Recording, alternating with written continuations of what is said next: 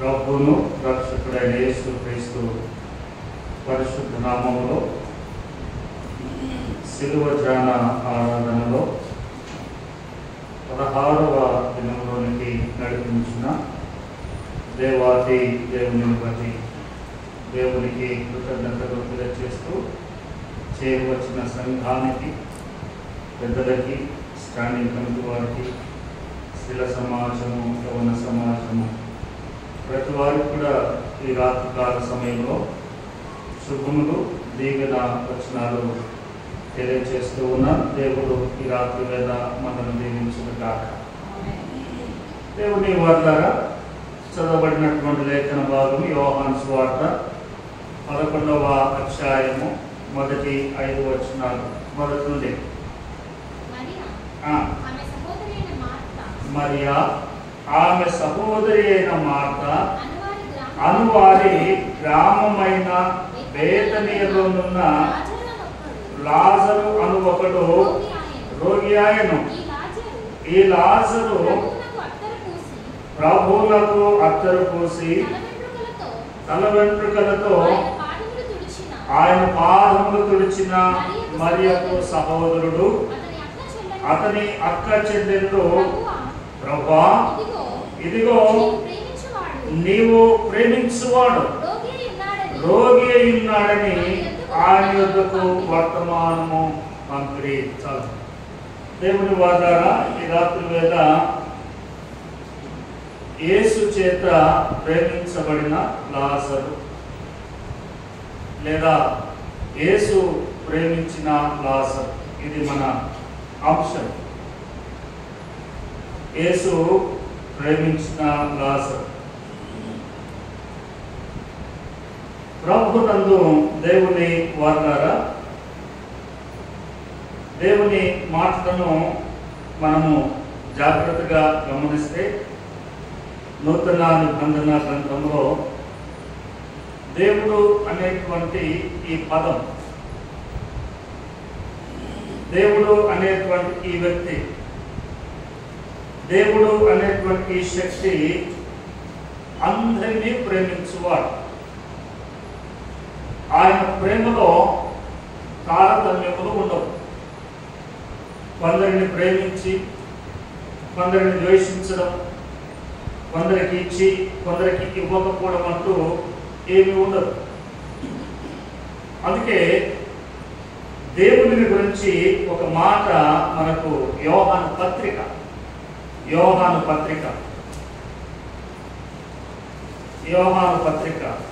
4వ అధ్యాయం 7-8 వచనాలు అండి. ప్రియులారా, మనము ఒకరినొకడు ప్రేమించము.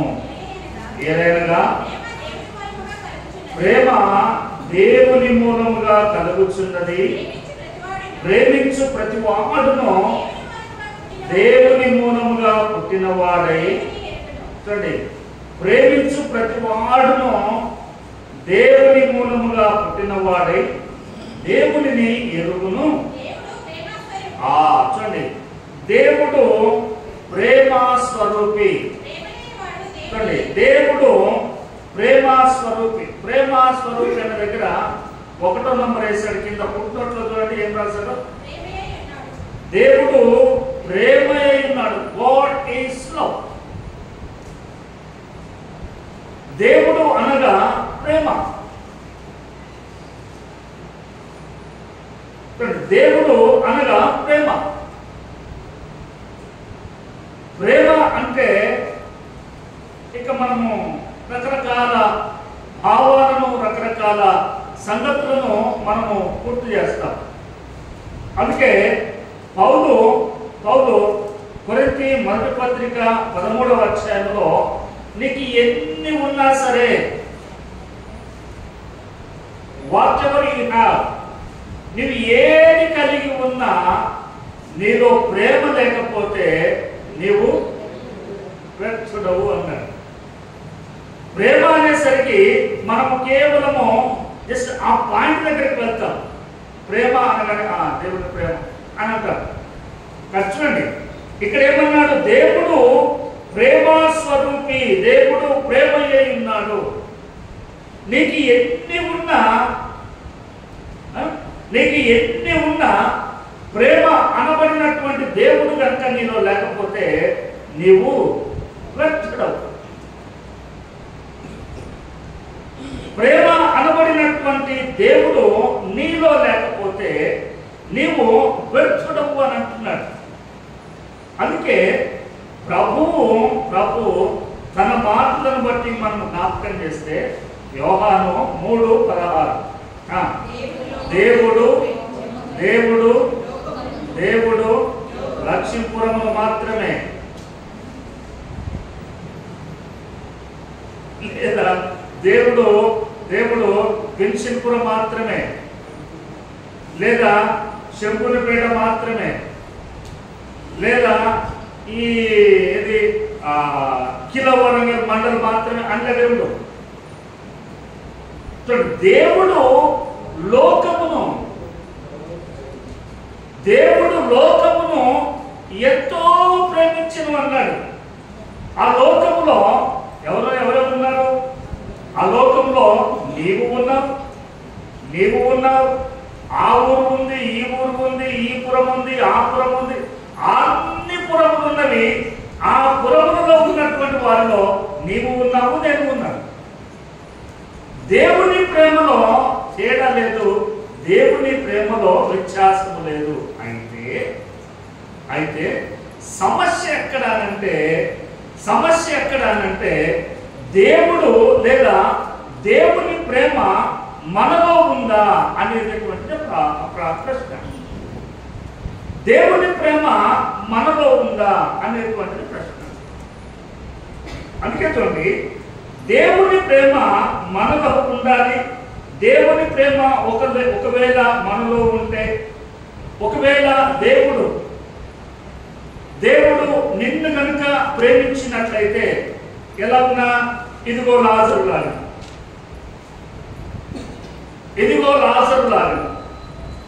దేవుడు మాట్లాడుతుంది. మార్త మరియలు వాటి గురించి ప్రత్యేకంగా చెప్పుకోవాల్సిన పని లేదు. మరి అత్తరు పోసి వెంట్రుకలతో తుడిచి పడేసింది, ఆయన తల మీద పోసేసి కాళ్ళ మీద పోసి అభిషేకించి ఆయన అన్నాడు, ఒక పెద్ద మనిషి అన్నాడు, ఎందుకు అంత వేస్ట్ చేస్తున్నావు అన్నాడు. సరే అది ప్రక్కగడు. వారి కుటుంబముల గురించి ప్రత్యేకంగా చెప్పుకోవాల్సిన అవసరం లేదు. అందుకే దేవుడు ఆ కుటుంబాన్ని ప్రేమించాడు, ఆ కుటుంబంలో ఉన్నటువంటి అక్క చెల్లెలను ప్రేమించాడు. విశేషముగా ఆ కుటుంబంలో ఉన్నటువంటి లాజరు అనబడిన ఒక సహోదరుని ప్రేమించాడు. అందుకే మార్తా మరియలు ఇద్దరు కూడా ప్రభు దగ్గరికి వర్తమానం పంపించారు. ఏమని పంపించారు? ప్రభువా, నీవు ప్రేమించువాడు.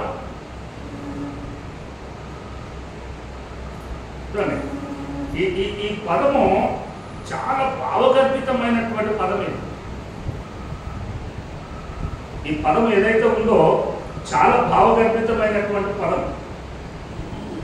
ఆయన దగ్గరికి ఈ వర్తమానం పంపారు, నీవు ప్రేమించువాడు అని పంపారు. వాస్తవానికి వీరు పంపవలసినటువంటి సమాచారం ఏంటి? ఎలాగో పంపాలి వీళ్ళు? దేవా, నిన్ను ప్రేమించువాడు అని పంపాలి. దేవా, ప్రభువా, నిన్ను ప్రేమించువాడు అని పంపాలి. నిన్ను ప్రేమించువాడు రోగి అయి ఉన్నాడు అని చెప్తున్నారు వీళ్ళు అని చెప్పాలి. కానీ మీరేమన్నారు? నీవు ప్రేమించువాడు అంటే ఇదేమన్నా రాతలు కోతలు ఏమన్నా తేడా వచ్చిందంటారా?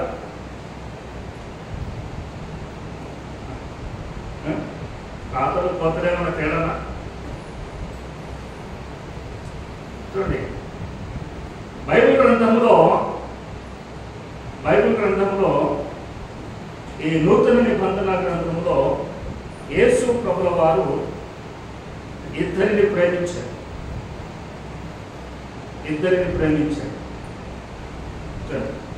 ఒక ఆయన లాజరు, ఇంకొక ఆయన చూడండి, చూద్దాం. చూడండి, ఇంకొక ఆయన ఎవరు అని అంటే మనము మాట జ్ఞాపకం చేసుకుందాం. యోహాను సువార్త, అదే యోహాను సువార్త 20వ అధ్యాయము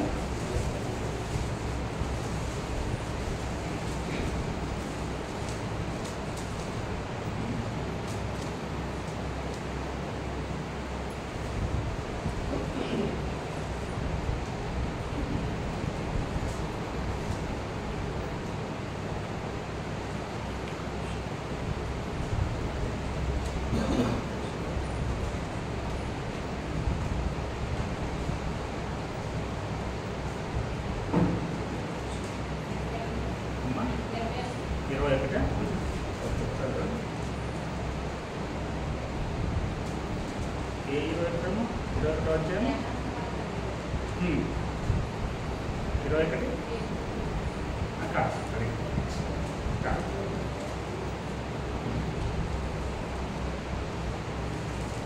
ఓకే సరే, మీరు అన్నది అది కాదు. సరే నేను చూపిస్తాను, ఇంకొక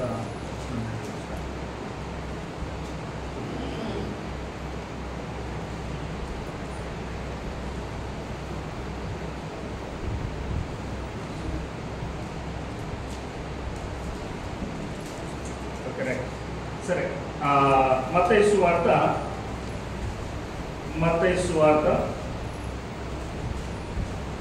16వ అధ్యాయము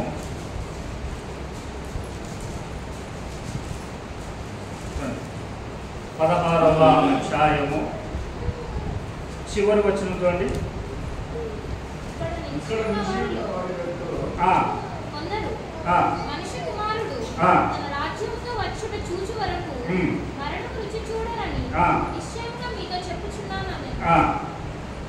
ఓకే, ఇక్కడ యేసు ప్రభుల వారు ఇక్కడ జ్ఞాపకం చేస్తూ ఇక్కడ అంటాడు ఇక్కడ నిలిచి ఉన్న వారిలో కొందరు మనుష్య కుమారుడు తన రాజ్యముతో వచ్చుట చూచు వరకు మరణము రుచి చూడరని నిశ్చయముగా మీతో చెప్తున్నారు. ఇక్కడ కూడా ఆయన జ్ఞాపకం చేస్తూ ఏమంటాడంటే ఇదిగో ఇక్కడ నిలిచి ఉన్నటువంటి వారిలో మనుష్య కుమారుడు తిరిగి తన రాకడలో వచ్చు వరకు మరణమును ఏం చేయరట, రుచి చూడరు. మరణమును రుచి చూడనటువంటి మనుషులు ఎవరైనా ఉన్నారా? జాగ్రత్తగా గమనించాలి. యేసు ప్రభువు వారు అంటున్నాడు, యేసు ప్రభువు వారే ఇక్కడ జ్ఞాపకం చేస్తూ ఉన్నాడు ఏమని, ఇదిగో ఇక్కడ నిలిచి ఉన్నటువంటి వారిలో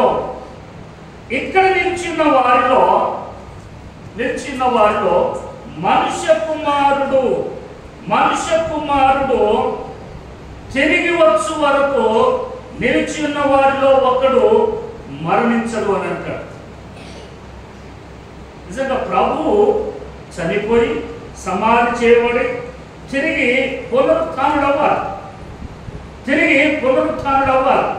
పునరుత్థానుడు అవ్వవలసినటువంటి ప్రభు ఇక్కడ జ్ఞాపకం చేస్తారు. పునరుత్థానం అయిన తర్వాత ఆయన ఆరోహణమై వెళ్ళిపోయిన తర్వాత ఏ సమయానికి తిరిగి మనుష్య కుమారుడు ఎప్పుడు వస్తున్నాడో ఎవరికి తెలియదు.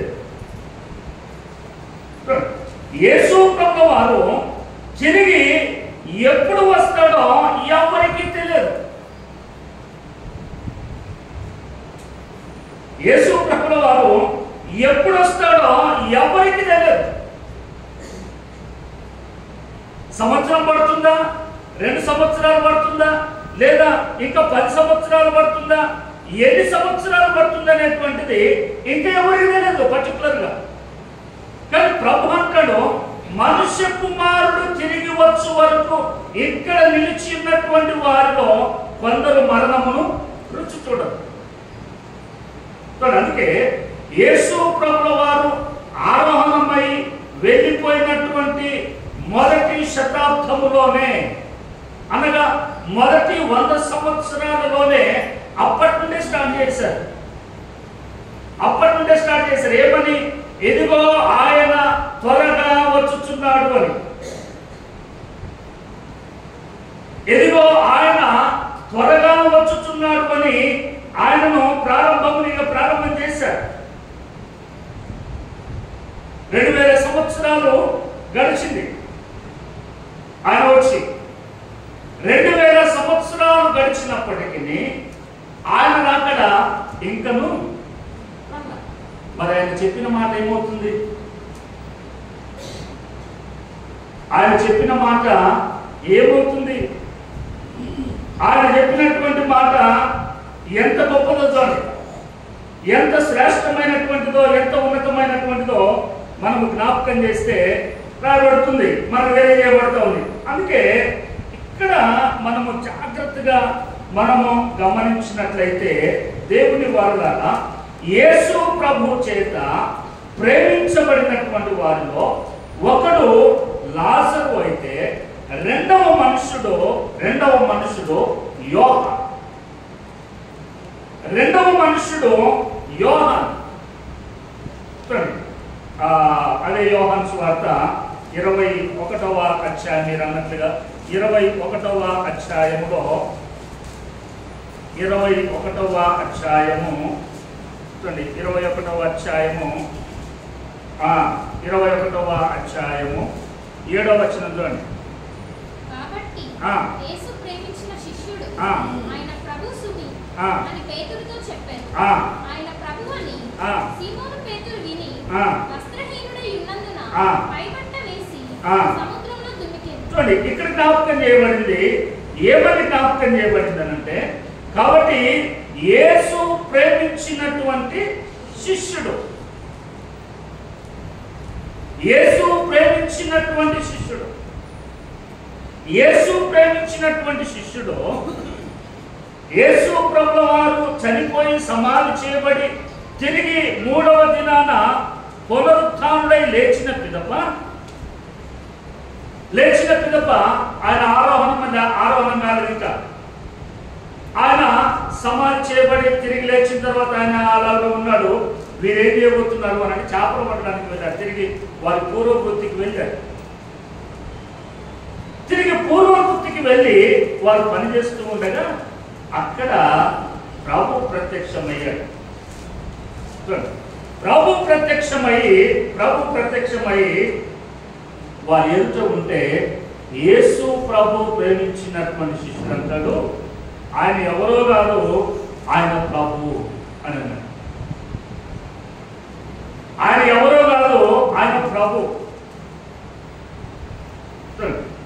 యేసు ప్రభుల వారి శిష్యులలో మాత్రమే చేపలు పట్టేవారు. మిగతా వాళ్ళు ఎవరు లేరు. పేతురు చూడండి, ఆంధ్రేయుని చూడండి, యాకోబును చూడండి, యోహాను చూడండి, మీరు ఎవరినైనా చూడండి. ఒక సుంకపు మెట్టు దగ్గర కూర్చున్నటువంటి లేని పెద్ద అయినబడినటువంటి ఆయన తప్ప అందరూ కూడా చేపలు పట్టే గలిలే సముద్రం మీదుగా అలా వెళ్తూ ఉండగా వారిని పిలిచి నన్ను వెంబడించండి అంటారు. అందుకే దేవుని వారులారా, ఈ రాత్రి వేళ మనము గమనించవలసింది ఏంటంటే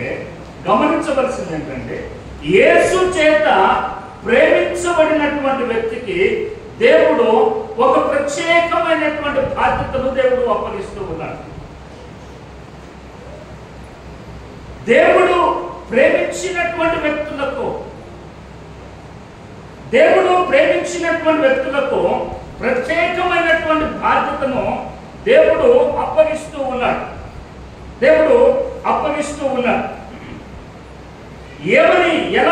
ఏమి అప్పగిస్తున్నాడు అని అంటే, ఇక్కడ మనము గమనించినట్లయితే లాజరును మనము గమనిస్తే, లాజరు చనిపోయిన తర్వాత సమాధి చేయబడిన పిదప సమాధి వద్దకు వెళ్ళి ఆయనను పిలిచాడు.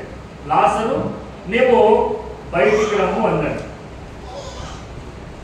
లాజరు వేద వస్త్రములు కలిగిన వాడై ఆ సమాధిలో నుండి అలాగనే బయటకు వచ్చాడు.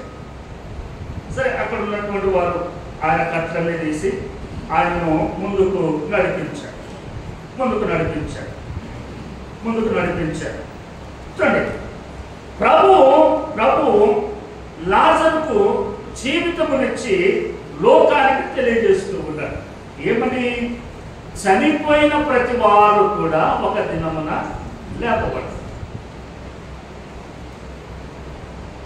నా యందు విశ్వాసం ఉంచి చనిపోయిన వారు మరలా లేపబడతారు. ఇది లాజరు ద్వారా దేవుడు మనుషునికి ఇచ్చినటువంటి ఒక మంచి శ్రేష్టమైనటువంటి ఒక ధన్యత. రెండవది ఏమిటి అనంటే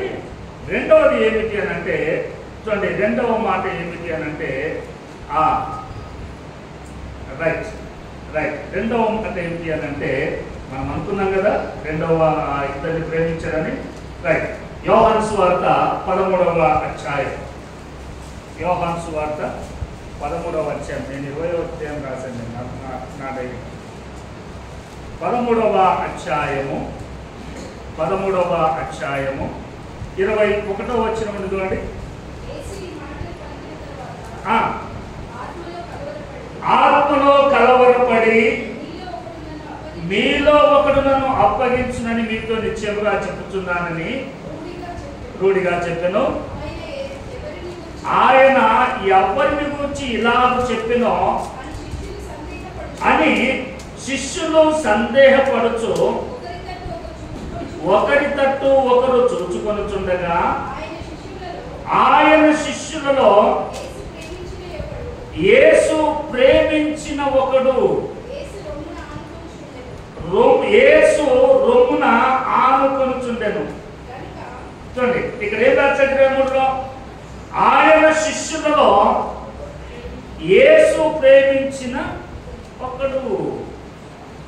అక్కడ 11:3 రాశాడు, ప్రభువా నీవు ప్రేమించువాడు అని రాశాడు. ఇక్కడికి వచ్చేసరికి ఏం జ్ఞాపకం చేశాడు? యేసు ప్రేమించిన ఒకడు యేసు రొమ్మున ఆనుకొనుచుండెను గనుక. తర్వాత 24, కనుక ఎవరిని గూర్చి ఆయన చెప్పినో అది తమకు చెప్పమని సీమోను పేతురు అతనికి సైగ చేసెను. ఆయన అప్పగించు వాడేవో మనకు తెలియదా? మనకు తెలుసు. కానీ సీమోను పేతురు ఏం చేస్తున్నాడంటే యేసు ప్రభు యొక్క రొమ్మున ఆనుకొని ఉన్నటువంటి ఆయన శిష్యుడికి, యేసు ప్రభు చేత ప్రేమించబడినటువంటి శిష్యునికి సైగ చేస్తున్నాడు. ఎవరు ఒకసారి చెప్పు? ఎవరో ఒకసారి నువ్వు చెప్పాలంటున్నాడు, సైగ చేస్తూ ఉన్నాడు. చూడండి తర్వాత 25, అతడు యేసు రొమ్మున ఆనుకొనుచు ప్రభువా వాడెవడని ఆయనను అడిగెను. ప్రభువా వాడెవడని ఆయనను అడిగెను.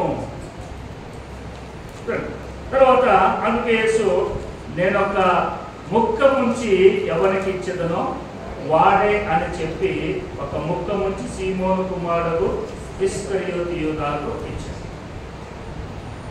ఇక్కడ మనము జ్ఞాపకం చేసుకున్నట్లయితే యేసు ప్రభుల వారు ప్రేమించినటువంటిది ఇద్దరు. ఒకరేమో లాజరు. అందుకే అక్కచెల్లెలు ఆయనకు వర్తమానం పంపించారు, ప్రభువా నీవు ప్రేమించువాడు రోగి అయి ఉన్నాడు అని. రెండవ వ్యక్తి ఎవరు అని అంటే యోహాను. ప్రేమించాడు కనుక యోహానుకు ఎంతటి బాధ్యతను ప్రభు అప్పగించాడు. చూడండి 19వ అధ్యాయము, యోహాను సువార్త 19వ అధ్యాయము. చూడండి 19వ అధ్యాయము 25వ వచనం చూడండి.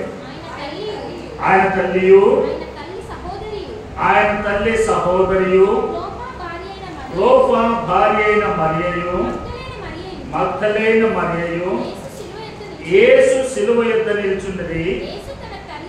యేసు తన తల్లియు చూడండి, యేసు తన తల్లియు తాను ప్రేమించిన శిష్యుడును తన దగ్గర నిలిచి ఉండుట చూచి చూడండి, అమ్మా ఇదిగో నీ కుమారుడు అని తన తల్లితో చెప్పాను. తరువాత శిష్యుని చూచి ఇదిగో నీ తల్లి అని చెప్పాను.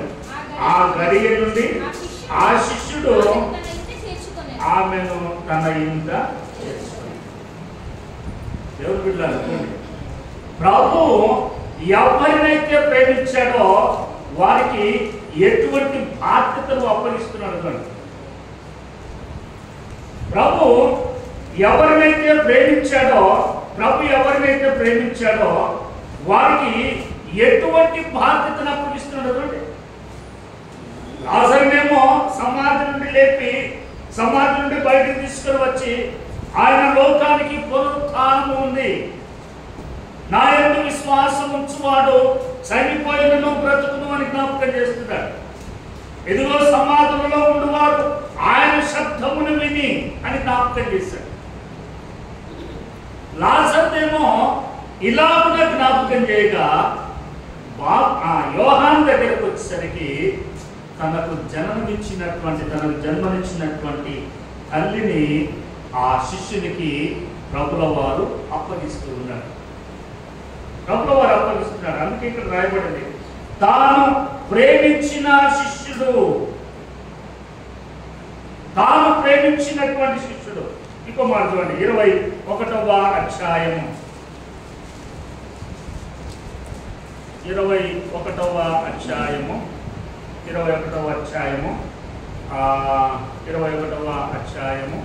20వ వచనం చూడండి. యేసు ప్రేమించిన వాడును భోజన పంక్తిని ఆయన రొమ్మున ఆనుకొని, ప్రభువా నిన్ను అప్పగించు వాడవడని అడిగిన వాడునైన శిష్యుడు తమ వెంట వచ్చుట చూచెను. పేతురు అది చూచి, ప్రభువా ఇతని సంగతి ఏమగునని యేసును అడిగను. ఎందుకు అడుగుతున్నాడు పేతురు అని అంటే, ఆయన గురించి జ్ఞాపకం చేసేది ఎక్కడ? మత్తయి 16:28లో మనుష్య కుమారుడు తిరిగి వచ్చు వరకు ఇక్కడ నిలిచినటువంటి వారిలో కొందరు మరణాన్ని రుచి చూడరు అని అన్నాడు కదా. చెప్పాడా? 16వ అధ్యాయం మత్తయి సువార్త 16 చివరి వచనం 28వ వచనం. ఇక్కడ నిలిచి ఉన్న వారిలో కొందరు మనుష్య కుమారుడు తన రాజ్యముతో వచ్చే వరకు మరణమును రుచి చూడడని నిశ్చయముగా మీతో చెబుతున్నాను. దేవుడు తన రాజ్యంతో వచ్చే వరకు అక్కడ నిలిచినటువంటి వారిలో మరణాన్ని రుచి చూడడని అక్కడ జ్ఞాపకం చేశాడు. అయితే యేసు ప్రభుల వారు తిరిగి ఆరోహణమై వెళ్ళిపోయే సమయాన పేతురు ఇక్కడ అడుగుతున్నాడు, ప్రభువా మరి మీరు వెళ్ళిపోతారు బాగుంది, నా మరణం నాకు తెలుసు, నాకు ఏ విధమైనటువంటి మరణం వస్తుందో నీవు నాకు చెప్పావు. ఏం చెప్పావు నీవు నాకు? 18వ వచనం చూడండి, పేతురు యొక్క మరణం ఎలా ఉంటుందో. నా గొర్రెలను మేపుము, నీవు యవ్వనుడవై ఉండినప్పుడు నీ అంతట నీవే నడుము కట్టుకొని నీకు ఇష్టమైన చోటికి వెలుచుంటివి. నీవు ముసలివాడమైనప్పుడు నీ చేతులు నీవు చాచుదువు, వేరొకడు నీ నడుము కట్టి నీకు ఇష్టము కాని చోటికి నిన్ను మోసుకొని పోవును. నీకు ఇష్టం ఉండదు ఆ మరణం, నీకు ఇష్టం లేనటువంటి స్థలానికి వెళ్తావు, ఇష్టం లేనటువంటి మరణాన్ని నీవు రుచి చూస్తావు. పేతురుకు ఈ సంగతి తెలుసు, ప్రభు చెప్పేశాడు. పేతురుకు తెలుసు తన యొక్క మరణం, తన ముగింపు ఎలా ఉండబోతుందో పేతురుకు తెలుసు. అయితే తరువాత ప్రభువు ఏ మనుషుల్ని గురించి అయితే జ్ఞాపకం చేశాడో ఆ మనుషుల గురించి అడుగుతున్నాడు. చూడండి 19వ వచనం గురించి చూడండి. అతడు ఎట్టి మరణము వలన దేవుని మహిమపరచునో దానిని సూచించి ఆయన ఈ మాట చెప్పెను. పేతురుకు డిక్లేర్ చేశాడు ఆయన మరణం ఎలా ఉంటుందో. ఇది విన్న తరువాత పేతురు అడుగుతున్నాడు, ప్రభువా భోజన పంక్తిలో కూర్చున్నప్పుడు నీ రొమ్మున ఆనుకొని ఉన్నాడే, మరి ఆ మనిషిని సంగతి ఏంటి నువ్వు చెప్పావు కదా. చూడండి తర్వాత చూడండి. యేసు 22వ వచనం. యేసు నేను వచ్చు వరకు అతడుండుట నాకు ఇష్టమైతే అది నీకేమి, నీవు నన్ను వెంబడించుమనెను. ప్రభు ఎన్ని రహస్యములను బైబిల్ గ్రంథములో నిక్షిప్తం చేశాడు. అంటే ప్రభువును ప్రేమించినటువంటి వారికి ఆయన ఏ పేరు చేయక మానడు. గుర్తుపెట్టు, ప్రభువును ప్రేమించిన వారికి ఆయన ఏ పేరును చేయక మానడు. ఇది మొదటిదైతే. రెండవది, ప్రభు ఏ మనుషుడినైతే ప్రేమిస్తాడో ఆ మనుషుడికి ఘనమైనటువంటి బాధ్యతను ప్రభు వారికి ఇస్తున్నాడు. ఘనమైనటువంటి బాధ్యత. లాజరుకు జీవితాన్ని ప్రసాదించి లోకానికి చాటి, యోహానుకు తన తల్లి బాధ్యతను అప్పగించి, అమ్మా ఇదిగో నీ కుమారుడు అన్నాడు. యోహాను వైపు చూసి ఇదిగో నీ తల్లి అన్నాడు. వీరిద్దరూ బైబిల్ గ్రంథంలో, నూతన నిబంధన గ్రంథంలో ప్రత్యేకతను చాటుకున్నటువంటి వీరిద్దరు. ఒకటి లాజరు, రెండు యోహాను, శిష్యుడైనటువంటి యోహాను. బాప్తిస్మం ఇచ్చి యోహాను కాదు, మరలా మీరు ఎక్కడికో వెళ్ళారు. శిష్యుడైనటువంటి యోహాను. వీరిద్దరి యొక్క ప్రత్యేకతలు ఈ విధంగా చాటుకున్నారు. అందుకే ఈ రాత్రి వేళ నీవు ప్రేమిస్తే దేవుడు నీకు మేలు చేస్తా, నిజమే. కానీ ప్రభు చేత నీవు ప్రేమించబడితే నీకు ఇచ్చేటువంటి మేలు కంటే ఘనమైనటువంటి బాధ్యతను దేవుడు నీకు అప్పగిస్తాడు. ఒకవేళ ఈ లాజరుకి ఇచ్చినటువంటి ఆ బాధ్యత ఒకవేళ నువ్వు వెళ్ళి నా మరణ జనన పునరుత్థానం చాటించయ్యాను చెప్పు అని అంటే అది నీకు భారం కావచ్చేమో. నేనెక్కడ పోతా, నేనేం చేస్తా అని అంటావేమో. ఒకవేళ అలా కాకుండా యోహానికి ఇచ్చినట్లుగా ఇదిగో నా తల్లిని నీవు చేర్చుకొని నా తల్లిని నీవు పోషించు అని అంటే మాకే లేకుంటే మేము ఆమెకి ఎక్కడ పెట్టామని అనుకుంటావేమో. ఇవి రెండే కాదు, దేవుడు ఘనమైనటువంటి బాధ్యత. కేవలము పోషించు లేకపోతే ఇదిగో తల్లి ఇదిగో నీ కుమారుడు అనగానే భౌతికంగా మాత్రమే కాదు మనం చూడాల్సింది. భౌతికంగా మాత్రమే కాదు, ఆధ్యాత్మికంగా కూడా మనం చూస్తే ఎన్నో సంగతులు, ఎన్నో దివ్యకరమైనటువంటి సంగతులు బైబిల్ గ్రంథంలో మనకు నిక్షిప్తమై ఉన్నవి. వాటిని ధ్యానం చేస్తూ ఉంటే గొప్ప సంగతులు మనకు తెలియవస్తాయి. అందుకే రాత్రి వేళ యేసు ప్రేమించినటువంటి వారు ఒకటి లాజరు, రెండవది యోహాను. లాజరుకు పునరుత్థానం ఇచ్చి జీవితాన్ని ఇచ్చి చాటవయ్యానన్నాడు. యోహానుకు తల్లిని అప్పగించి ఇదిగో నీ తల్లి అని అన్నాడు.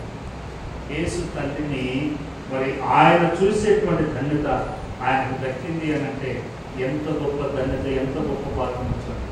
అందుకే రాత్రి వేళ నీవు ప్రేమించడం మాత్రమే కాదు, యేసు చేత కూడా నీవు ప్రేమించవాలి. దేవుడి మాటలు ప్రేమించిన కాక తల వంచండి ప్రార్థన చేసుకుందాం.